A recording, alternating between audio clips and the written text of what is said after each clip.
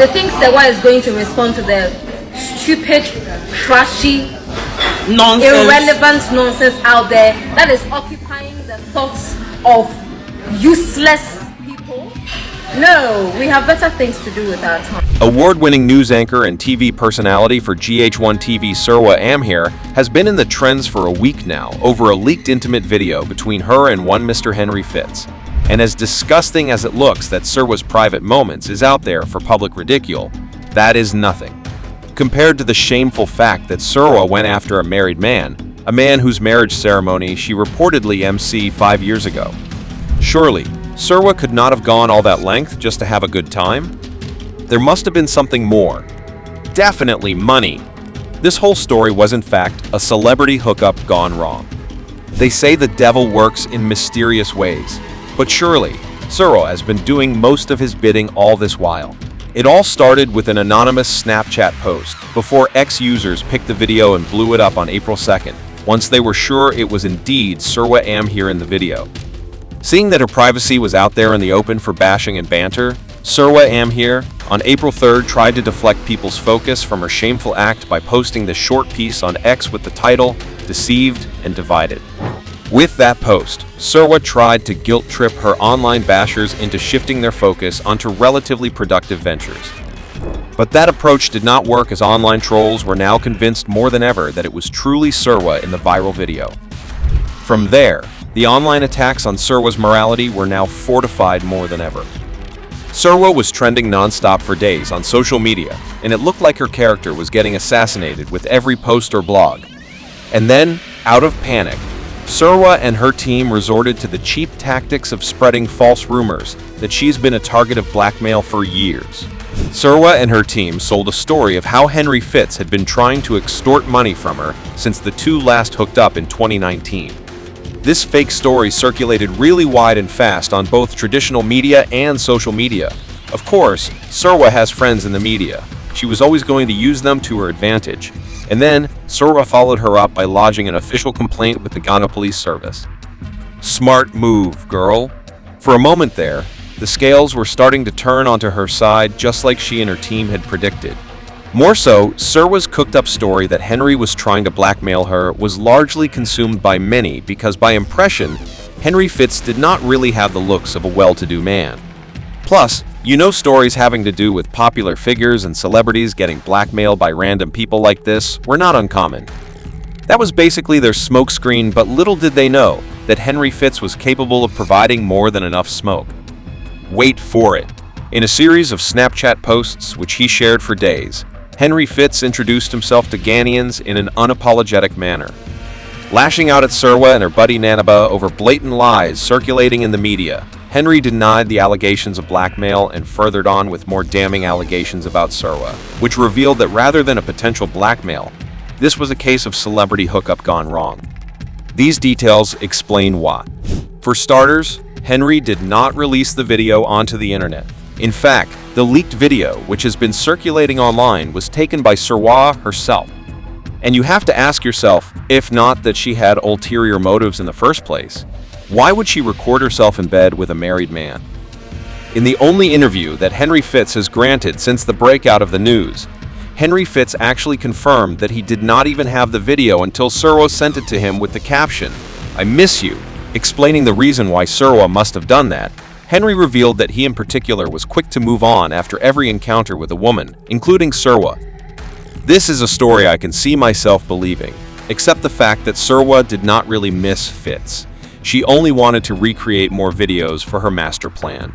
This is me not even mentioning the rumors that apparently Henry has been paying Serwaa 2,500 Ghana cedis weekly since their first hookup. Let us not even go there, as I only seek to establish the facts of the matter so far. Like I said, I'm only going to deal with the facts of the case during the wedding.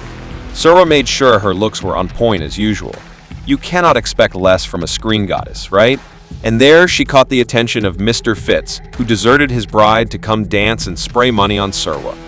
This right here was an indication that Fitz was falling into Serwaa's traps. Or maybe not. But Henry, who was marrying his third wife that day, must have interpreted things quite differently, because all guests who attended the wedding ceremony were dazed by the spectacle, glamour, and luxury. And Serwaa must have definitely been charmed too. Because it was there. She wholeheartedly believed that Henry Fitz was filthy rich enough for her next play. So, it should already be clear by now that Henry Fitz could not have masterminded a blackmail against Serwaa, like he is being accused of by Serwaa and her team. Simply because blackmailers do what they do for money, something Fitz already has in abundance. Plus, you know blackmailers target people higher in the wealth chain than them. Comparing Serwaa and Fitz and their fortunes, who was more likely to blackmail the other? Now you see why Serwaa's blackmail allegations were only a media ploy to save face? A little more digging would even reveal that Serwaa is not the only celebrity Henry Fitz has been involved with. FEA Order and even Sandra Ankobra have all reportedly been victims of Henry Fitz's Hall of Shame. And with them all, including Serwaa, runs a common theme: angels and goddesses on social media, but whores in real life. The fact that Henry Fitz has been able to take many of these female celebrities to his bed proves the point that indeed, celebrity hookups in Ghana were more than real. To give you a little more insight about this celebrity hookup phenomenon in Ghana, first know that perpetrators masquerade the art through social media content creation and brand influencing.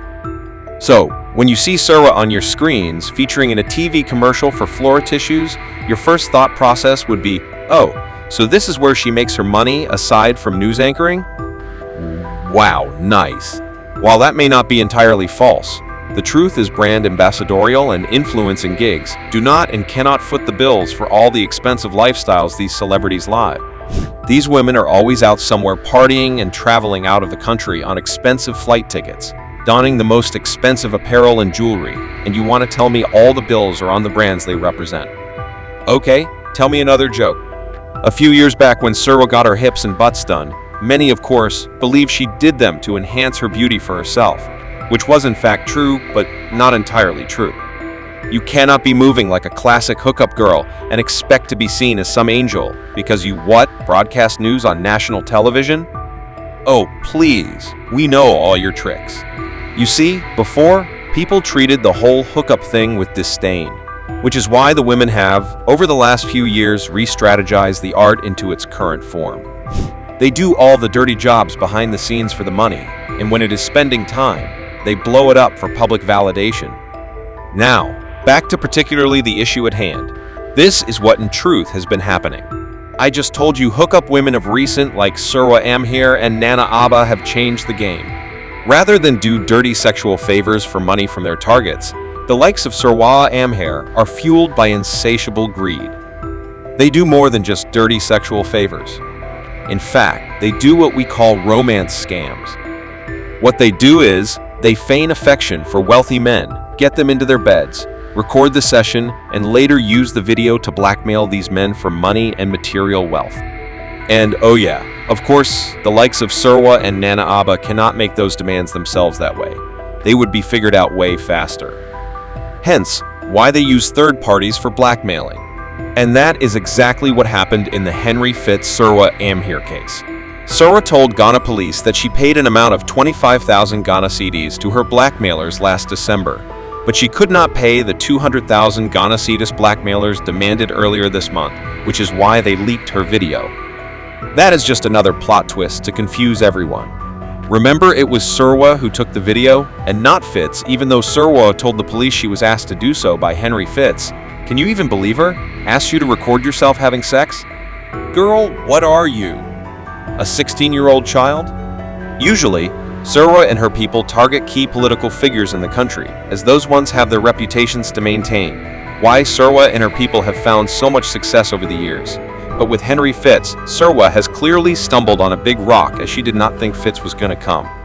All out blazing hot like he did. You can clearly tell that Serwaa banked on Fitz's 3 wives and 7 children as the reason he would stay mute throughout his name tarnishing. But how wrong she must have been. See, Serwaa has always loved money. In fact, when you go through her X page, if she was not sharing either a news item or publishing an ad, she was most probably tweeting about money and how much of it she loved.